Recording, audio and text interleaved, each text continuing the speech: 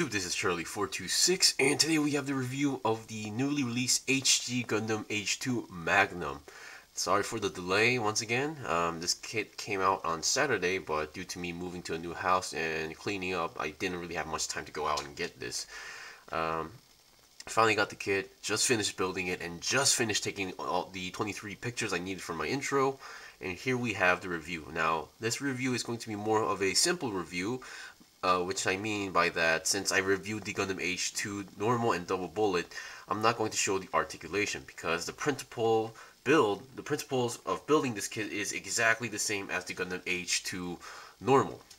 So the articulation is pretty much the exact same, but I will be going over the different parts, comparing it right next to the Gundam AGE-2 Normal. I took off the wings because it's going to be it's going to be more easier for me to do that, because those who know me, I did not like the wings because they get in the way. Same goes for this kit. But before we actually get on to anything else, let's start with its components, because I'm pretty sure a lot of people love seeing the leftover parts when you're buying a kit.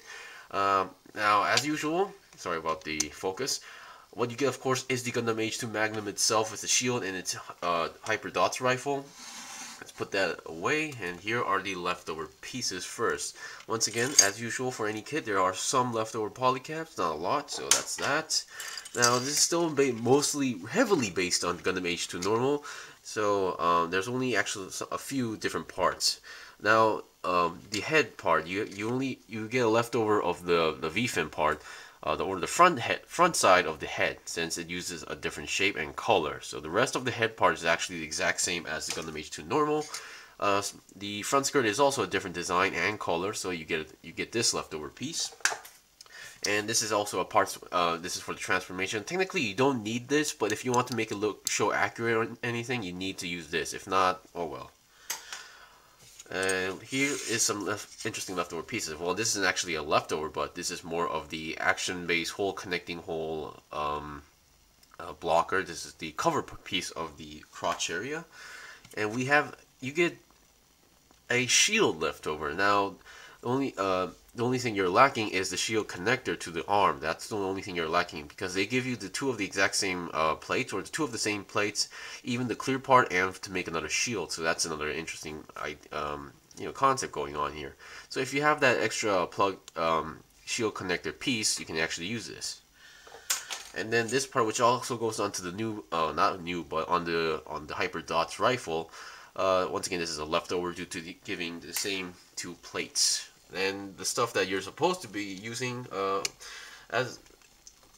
this one, you get 4 hands. You get 2 of the multi-purpose hands, which I'm using on the kit right away. Here is one open hand, and here is another fist. I hope I didn't actually cut off, but yeah, you only get 4 hands for this one, if I'm not mistaken, actually. Okay, and here is the sticker sheet. It's almost the same. You have the age system sticker, you have the eyes, you have the vents, you have the head camera, and you actually get one for the beam rifle, or the hyper dots rifle, and 2 that goes on the side of the rifle. So I will be pointing out those as well. And here you get the same 2 flat beam sabers, which I won't be demonstrating because they're exactly the same, and they're stored in the exact same place, which is on the back skirt. So no need to show that for this one. Okay, now let's get on with the review. And almost forgot, as you can see, the kit actually comes with its own action base, the one that you can actually build right away after you open the kit. And I believe these action bases were present in some G-Reconquista kits and a few other, which I can't really remember at this point. Okay, now let's get on with the comparison. Once again, I'm not going on with the articulation because they're the exact same, well, not exact same build, but the same principle, just different design in certain areas. Now the head, as you can see, the head obviously looks different, but that's technically only the, the front side of the head. The back side of the head is exactly the same, the faceplate is the same, everything is the same except for the front side, where the front side is actually not white, but you actually get a dark blue color. And instead of having a red chin, you get a orange chin, or the orange piece that goes inside. So that's exactly the same. It's just the front part. So that's that. Now another thing that's noticeable is the shoulders. The shoulders are actually different. They're actually entirely different pieces, and the entire build is actually it uses different pieces, but the principle is the same. So which I mean by that, I guess, you know what? Sorry about this, but I'm gonna have to take these ones off just to show you guys a big example. Now for the shoulders and the shield off, because this thing is annoying as well. The shield, or I mean the shoulder, they have this swivel system going on like the AGE-2 Normal. So it does move a lot, 180 degrees, I guess, if you put it that way. And for this, some odd reason, this part also moves as well, which I am not too sure on the purpose. Maybe it's for the transformation, but maybe I misread the instruction manual. But I'm just telling you guys, this part is also able to move. Despite that, the shoulder movements are exactly the same despite having new pieces. Now, with them on, it's kind of really tricky to like pose. I mean, despite even the movements, a little bit of movement, this part, this new part will actually collide with the back, what you might call it, spoilers, yeah, or thrusters, whatever you call them. So some poses might get tricky to pose. Another part that's different is the front skirt. Now the front skirt is like a straight one. The front skirt, the yellow pieces are on a different location, and the color and shape is also different. But the movement is exactly the same, and they come in a single piece, but you can divide them if you want to do so. So just letting you guys know. And and the crotch piece is orange here, and the main body is orange. So mostly a color swap.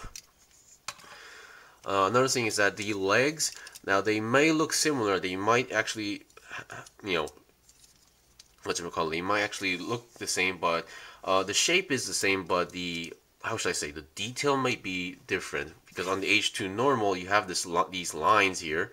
This one does not have those lines, so that's another difference I was able to figure out.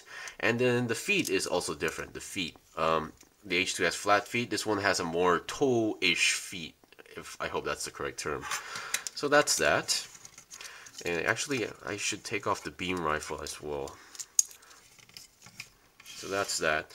And I'm going to take this away and bring some other stuff. Okay, now let's do some equipment comparison. So let's start with the shield. The AGE-2, this is the AGE-2 Normal shield, which is pretty small. Looks pretty inefficient if you ask me. It uses the same connector. They both use the same connector. Mostly the design is different. Definitely the Magnum shield looks way more cool, and it actually uses a clear piece. So I believe this in the Age universe, this is like the same material as the Shigeru blade that was used by AGE-2 Spallo, but I could be wrong.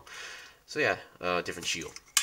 Now let's go with the wings. And one of the most noticeable parts were the wings. Now the AGE-2 normal wings are just literally wings, but this one, if you saw the prologue, it works as C funnels like the Gundam AGE-FX, and they have some movement right over here. So usually on the shoulder they will hook on like this. So and then you can actually move the parts like this. This is mostly for the transformation, so it looks like actually wings. So that's that. And you can see that they all have these handles. That's because they can actually be used as weapons. Now I can't remember if in the prologue he actually used the character who's piloting this or controlling this. I'm not sure if he actually used this as a weapon, but in the instruction manual it does indicate that you can use this as a weapon like this, as a sword, and it has a pretty firm grip the moment you connect it. So yeah, that's good to know. Of course, in the show, in the manual, it's not indicated it doesn't show whether it can do that, combining all four to make a round shield thing. I haven't tried it yet, but I highly doubt you can do that. I mean, there's no point of connecting areas, I see, so yeah. So that's that. Another noticeable difference is the Hyper Dots rifle. Now, they seriously buffed it up. I mean, this is the normal version. Oh yeah, it also uses the same part, so no need to worry about that. Let me take that off. The bottom section is pretty much the same. It has the same principles, same shape, different color, so it can move up and down. Come on. The top part is actually different. You can pull this back. This is mostly for the transformation, so that's that. And here's another sticker that I mentioned that goes onto the Hyper Dots rifle. And here is another sticker on the bottom. Another sticker that I forgot to mention on my last double bullet review are the vents. These black sections of the vents are stickers, so sorry for not mentioning that part. So yeah, this is the actual leftover white piece that you get, as I previously showed. Now that's pretty much it. Now the only thing I have left to show you guys is the transformation, which I will be right back actually. Okay, I'm back with transformation. It's MA mode, or it's also referred as the Phoenix mode, if I read it correctly. Yeah, it's pretty much the same principle. Once again, you fold the legs, you take out the leg connecting part and replace it with that gigantic block, so it to make it look right. The shield goes onto the beam rifle, and you fold the wings and the shoulders. Now, the only one thing I noticed regarding the shoulders is that the HG-2 Normal had these circle stuff going on the shoulders, so which works as a beam Vulcan. This one does not have that. And there's a few other details I forgot to mention. Now, on the feet, I'm not sure if this was actually shown on the show, or on the prologue.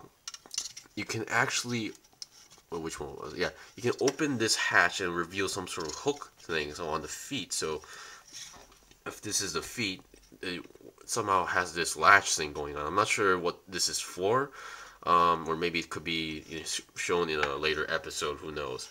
And yes, that moving part on the shoulder was actually for the transformation. Yeah, so yeah, this way how it's moved, and you just open that up for the transformation. And the action base that they give you, it works, but it may have some balance issues. I mean, because since there's nothing holding it, it keeps trying to like tilt its own way actually. Getting the arms, I mean, if you look at the side, it kind of looks awkward, so you might need some extra fiddling around to make it look straight. But among that, I think it looks way more better than the HG-2 Normal transformation, to be honest.